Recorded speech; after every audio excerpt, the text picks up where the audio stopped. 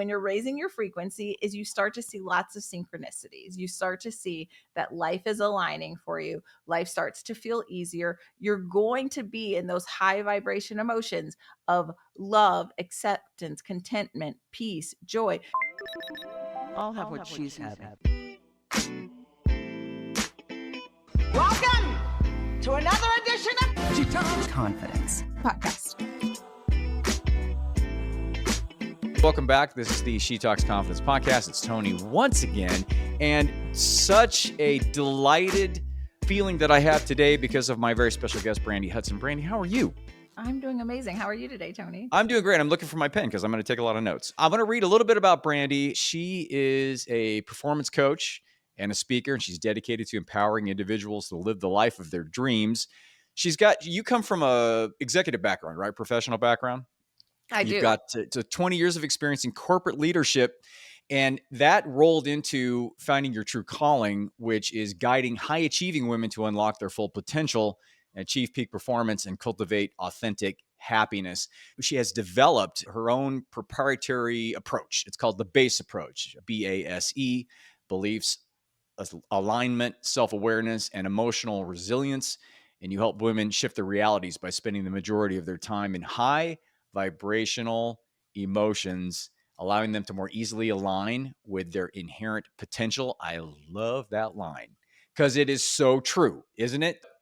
Before the show, you brought up a very poignant and I think powerful approach, and that's identity and achievement, and how, especially with women and with imposter syndrome, they tend to kind of hook their wagons to their achievements to create their identity instead of the other way around. What have you seen in your experience with the women that you've worked with? Yeah. First of all, thank you so much for having me Oh, today. yeah, sure. I know that was a long one, Yeah, but I you've done a love lot it. and you're very high achieving. So I have to throw all that in there. You're so kind. I'm really excited for this conversation. Yes, I think that women have hooked their wagons, but oftentimes because that's just what we've learned over time. We've been raised to believe that the more that we achieve, the better that we look, the more successful our partner is in life, that all of these things provide meaning to us. And they really do, as you said, become our identity, who we believe we were meant to be. And what we know for sure is that all that everyone is seeking in this lifetime is fundamentally because we think it will make us happy. We believe we're going to get to the top of this pyramid. And oftentimes we never get there because it really is all internal. Like everything we're seeking has to start from within. And that gets to what you were talking about, this kind of frequency and alignment. And we do that as an inside job. 80% of everything you want to achieve in this lifetime has to start on the inside. It does. And it's so hard because we've been conditioned since almost day one for exterior validation. And when you talk to women in the corporate structure, I'm assuming that it's based on the premise of some sort of how do I go up the ladder? How do I break through the ceiling? How do I feel better about myself? How do you approach the women? Do you approach them from a personal level, or do you approach it from a how you work in the system level? We are whole beings. And so we can't think about life in terms of like work and then in terms of health and then in terms of relationships. We have to think about this like really as a holistic system. And so I approach people from this perspective. One of my other taglines is we help people build a life that feels as good as it looks. And so we're so busy trying to build a life that looks good externally to other people, that other people are like, oh, wow, you live in this beautiful house and you have a great neighborhood. And oh, you look, your son's so cute. And I heard you just got a promotion. And oh, you just took a company public, whatever it is, right? Like they're really, everyone is always praising us for these kind of external achievements. However, people are attracted to us because of our energy. People are attracted to us because of who we actually are. And so I think it's so beautiful, as you said it. We have to think about who we want to be, not what we want to do and what we want to achieve, and how we align with fulfillment and how we deliver our purpose in this lifetime is all that really matters. And when you do that, the irony is success is inevitable. Right. All the trappings of success will come Yeah. to you if you align with fulfillment and purpose. But I promise you'll always feel empty if you try to just drive for success. Yeah, I always say it's like the missing piece of the puzzles. And with my women clients, it's like they're going out there to find the missing piece. They're going out there to complete themselves, which is nonsense because they're already complete, right? So it's a Yep. matter of looking for that missing piece of the puzzle, yet the whole time you had it in your hand. You The always have, entire time. right? On the entire Yeah. time. Now that is, as because you've been doing this a long time too, a humongous endeavor for somebody to completely shift their mindset from exterior to interior. How do you start that journey with them? One of my favorite mentors, he always said it's the missing piece, PEACE. You're Ah, missing the yes. piece, right? Like you think you're missing a piece of the puzzle, but what you're missing is actually peace. And Oh my God, I I think love it's that. it's so good, right? Yeah. And that's all that we're seeking. And first of all, I how do we make that shift? I think that people want nothing more than to focus on themselves. Like they go to a True. party and you talk to Yeah. someone and you talk Yep. about them the whole night. They'll be like, I had the best conversation with Brandi. And I might Yeah. not have said one word about me, but people love talking about themselves. They're just not taught that it's okay to focus on yourselves. What are we taught when we're Hmm. little? Do unto others as you do unto yourself. We're Hmm. always taught to treat other people very well, and we're very rarely taught that the value is in actually being the best version of ourselves. And I promise the best version of you is nice to people. The best version of you is like great to be around. The best version of you is all the things that your parents are teaching you about how to treat other people. If you're Hmm. just the best version of you, solve the riddle. Right. And so I think when you reframe it, we don't want to tell people it's like a humongous undertaking, right? Because the brain then says, oh, I'm not like Yeah, up for a humongous exactly. undertaking. But 100%. we eat an elephant one bite at a time. Like today, we talk about what are the things that we love about ourselves. Today, we clear our mind of all of these kind of ruminating thoughts. Like, and we just take it as stepwise approach. And even if you did 1 to 5 minutes a day, because right now you're doing nothing, 3 months from now, you're going to see a tremendous change. It's more about consistency and discipline than it being an overhauling of your life. So true because it's extremely overwhelming. Extremely. Even for people who have been doing this a long time, it's still a very overwhelming thing if you look at the entire elephant.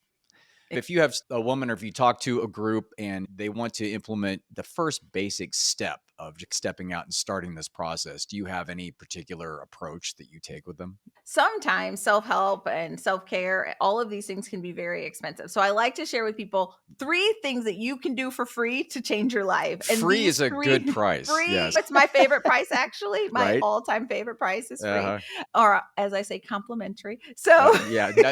Well, that's a marketing term for those of marketing you. term. Yeah, exactly. So the first thing that we want to do, and I didn't create this, Julia Cameron did, but really is clear our brains in the morning. So you wake up, you take 3 pieces of paper or 15 minutes or 30 minutes, but be consistent over time and you just write stream of consciousness every morning what's in your head. And that's just going to help you move those ruminating thoughts out. And the more that we can quiet our minds, our average person thinks 70,000 thoughts per day. 90% of those thoughts are repetitive, so around the same issues, and Mhm. 80% of those thoughts are negative. So they're creating neural pathways that move us in the wrong direction. So the more that we can clear our minds, the more that we can follow our intuitive knowing, the more that we know what we're actually supposed to do next, because we can hear the voice of the universe, of source, of God, of your own future self, whatever you want to call it, you can tune into that, the clearer your head is. The second thing we want to do is at the end of every single day, we want to reflect on all the good that has happened to us. And so some people call it a gratitude practice. I like to think about it as what happened in that moment, because I think sometimes when people do a gratitude practice, they could look back like days, weeks, years, but it's no, what today happened that I am really grateful for. And so it's like a reflection. And then the third thing we want to do, which sometimes people say is the hardest part, is we want to start a meditation process. Again, all of this work is to clear our head and to reframe how we think about what's good in our experience. And so the meditation process can start at 1 minute. can start at 5 minutes. There's a famous quote, and I can't remember who said it, but it said, people think that meditation is about getting good at meditation, and it's Hmm. not. So when people tell you, oh, I'm not good at meditation, but meditation is to get good at life. So just do it and don't judge if you're good at meditating or bad at meditating. You're just spending first a couple minutes, then 5 minutes, then 10 minutes. And now I don't even know where I crossed the chasm, but I can meditate multiple times a day for an extended amount of time. And I definitely used to think I was bad at meditating. To hit your point, I think that's a really good way to look at it, because people come in and say, I need to get good at meditating in order for it to be good. You don't. It's a process. It's like anything. And the thing is that if you just take time and take the space, that's fine. That's all you need to do. I always say it's not being crisscross applesauce in a corner with a sheet on you. That's not what meditation is. It's the process of just trying to calm your mind and center yourself. But you also brought up the fact that it's about tapping into the collective unconscious, the spirit, and women and your intuition have a complete direct line to that, even Yeah. more so than men. This is a huge advantage for women, is the fact that they have an intuitive line to that collective unconscious. If they do calm their mind at 80, really it's 80%. Is that what the negative? Isn't that crazy? That's nuts. Until It's you not like surprising, start but to, it's yeah. I know, but that's what we're programmed, right? What is all the news about? Even Yeah. like TV and movies, everything has this kind of dense, dark line. And Yeah. so we are really programmed to be attracted to what's negative. Like the primal reason is to avoid it, but over time, people have used that to guide and to control Yeah, like it's what we focus on. Yeah, it's the automatic negative thinking. And what it does is the reality of negative and positive exist in the same spectrum and in the same universe. It's a matter of which one we choose to look at. You have a choice to We have focus a on whichever choice. ones you want. Yes. But sometimes it's very hard. What I know for sure is we can disentangle from it, that we can Hmm. be intentional and that we can take steps to no longer need this external validation. I also know that life is really mirroring back to us who we are. So the Yeah. more confidence that we have, the more we feel just aligned with who we were meant to be in this lifetime, the more the world reflects that to you. So the more I felt like I was really smart and I was really beautiful and I had something to offer to the world, the more the world responded to those internal beliefs and demonstrated it back to me. And Yes. so the work is really to know that you are the creator of your entire experience. And so when you hone all of that power, then that's going to reflect back to you. And you're going to be like, oh, I live in a very different world than the world I used to live in. You brought up confidence. I want, because that's what I talk about all the time. It's about confidence, true confidence, which is really the acceptance of the essence within, acceptance of your true self. It's like authentic, Mhm. warts and all, just full acceptance. Confidence doesn't have to do with being competent in anything in a No. particular context, right? It doesn't mean you all the bookkeeping stuff or all the laws if you're a lawyer or all the medical. That's not what confidence is. And so you talked about it. How does that connect with what your approach is? You summed it up so beautifully. It's just this knowing that I can navigate any situation. It's not about being an expert. There's very few experts in the world, but it's also the confidence to say, Tony, I don't have an answer to that. Oh, Hmm. Tony, I don't know. When I led my first team, like someone on my team would call me for a question or email or text, whatever it was, and I would search vigorously to find the answer because I wanted to that person, my team, to think that I had the answers for everything they needed. And then as I fast forward into my leadership career, it was just like, oh, I don't know that. But when you find out, will you come back and tell me? Like Hmm. it's so simple. And it doesn't make me a better or worse leader to not know everything. And it also really aligns you more wholly with people to be authentic, to let them know I don't know everything. And I'm confident enough that I'm still really good at what I do, even though I don't know the answer to that question, even though I'm not well versed in the subject. It's the authenticity, the vulnerability of not knowing and stating the fact that you don't know.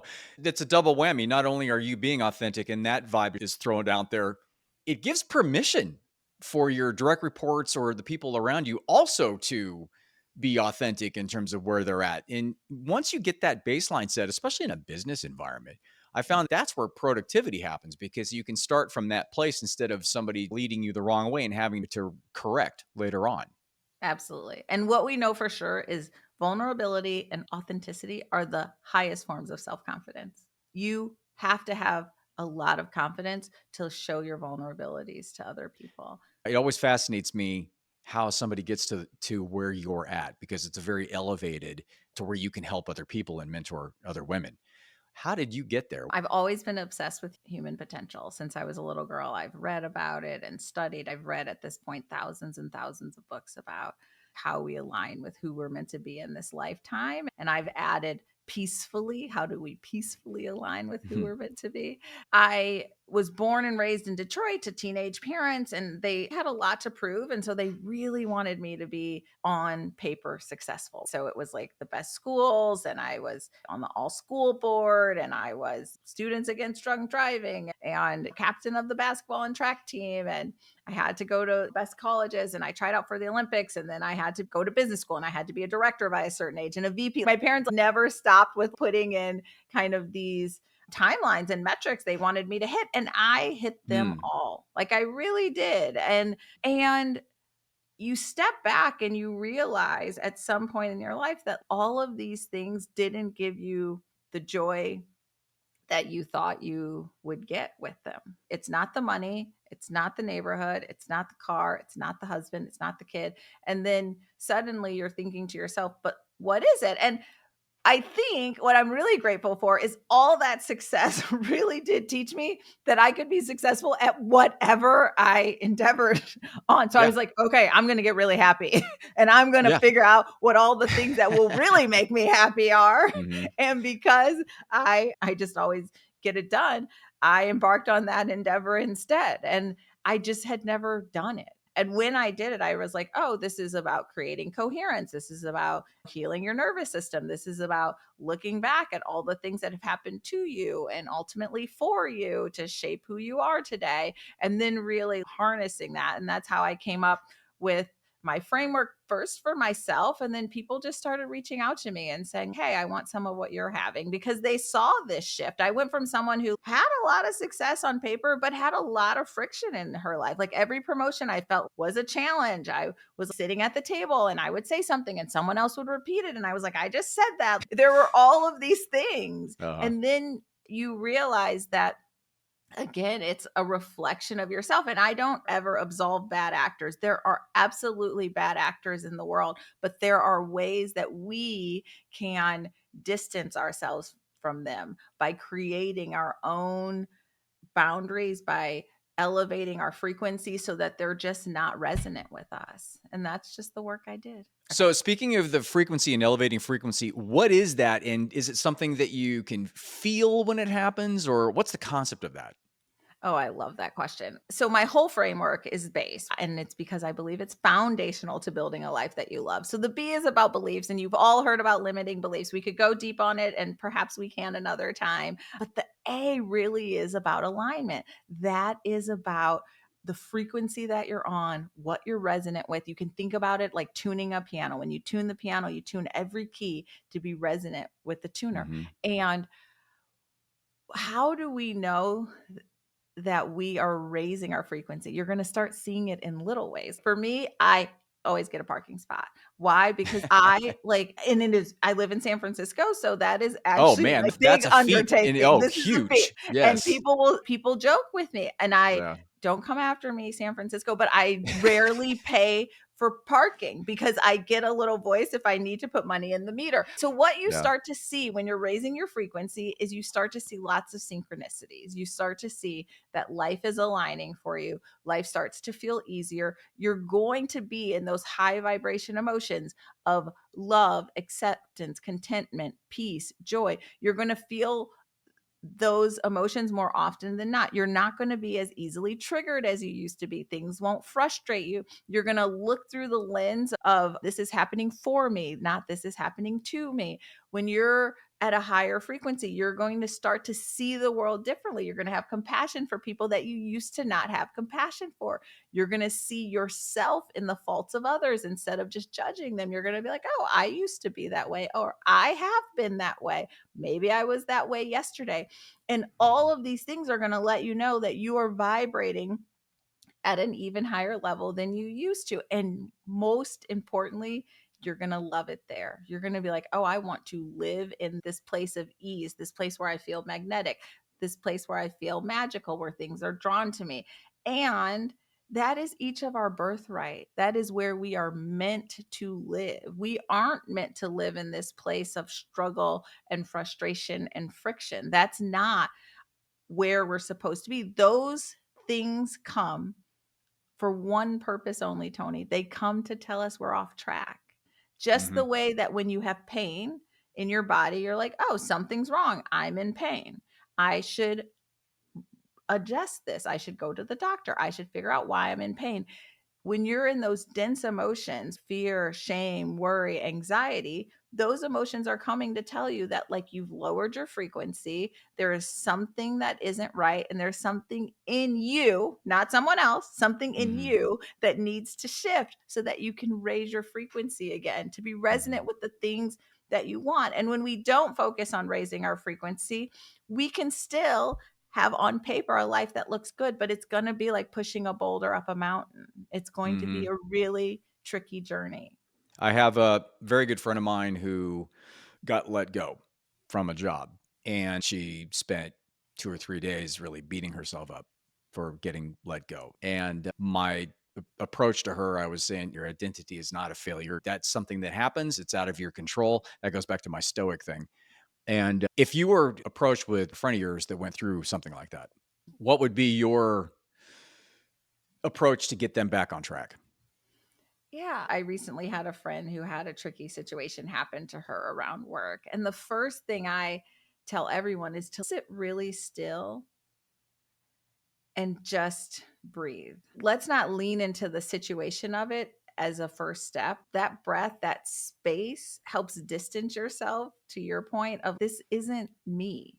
And then once we're able to create that distance, we want to then really lean into what is this situation trying to teach me?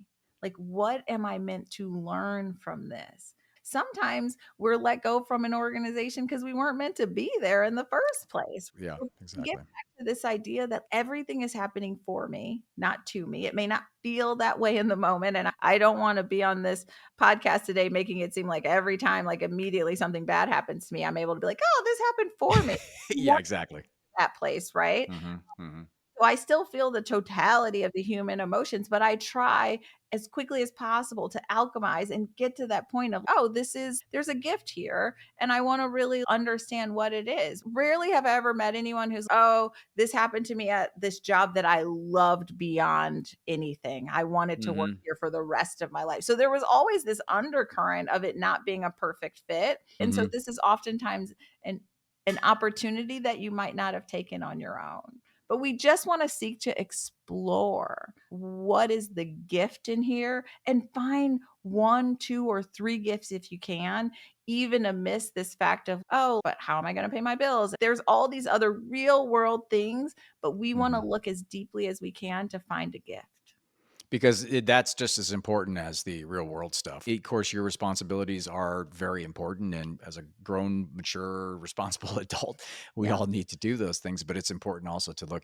Also, I think it is appropriate. I think it's a good thing to go through the grieving process of something that's Yes. a traumatic, out of the blue type of a thing. Give yourself a little space, a lot of compassion as you Yes. go through that. But at the same time, open yourself up to exactly what you were saying. Yes. And then I think that your 3-step process, it's such a great practice just to re-ground yourself, because it's a world full of distractions, and we have social media in our pockets. So, yeah, and then we get a dopamine addiction to having to see exactly what's going on at all sorts and times.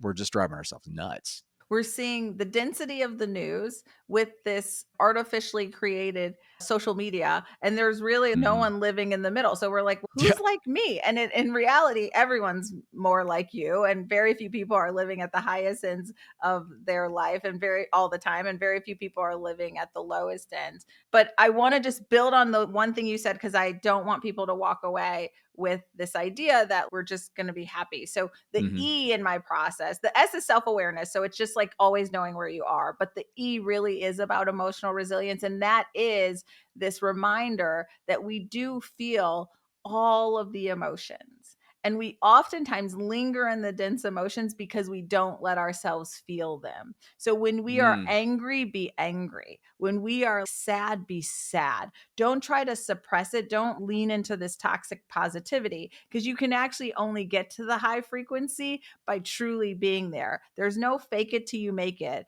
by raising your frequency. So you want to feel all those dense emotions and actually move through it. Exactly. You can't bully the negative emotions out with positivity because No, that actually creates even a it worse creates situation. And I love that. And that's authenticity. It's feeling what you feel because it's valid, right? it's so The valid. emotions are valid, even if you think in hindsight they're over emotions or you overreacted. Right? There's still emotions and you're feeling them, so it's good to you need to validate those in the Absolutely. And if you moment. later think that you overreacted, that's an opportunity for reflection. What has happened to me in my lifetime that when something small happens, I'm so greatly triggered? That's an opportunity for reflection. But you can't even get to that reflection if you didn't allow yourself to quote unquote overreact I first. cannot. Brandy, thank you so much. That was awesome. We could talk for hours on this stuff because I could we tell have just tip of the iceberg here in we terms of all really this stuff. have. All that being said, can you throw out your information and what you have to Yeah. offer? Or if you have a website or somebody can get a hold of, maybe they want you to talk at their keynote or something. Yes, I can be reached at Brandi B. Hudson, and that's on LinkedIn, on Instagram. That's my website. And then you can email me at brandy@hibrandi.com. And it's always Brandy with an I. Well, That's hi, me. Brandy. That's your thing. Yeah, You Brandy at got. Hi Brandy. Wow, that's HI. awesome. How did you get that? That's awesome. I don't know. Wow, that's great. Mine's TonyDufresne.com, but nobody can spell my name. So I go with theconfidencedoc.com and you can reach me there.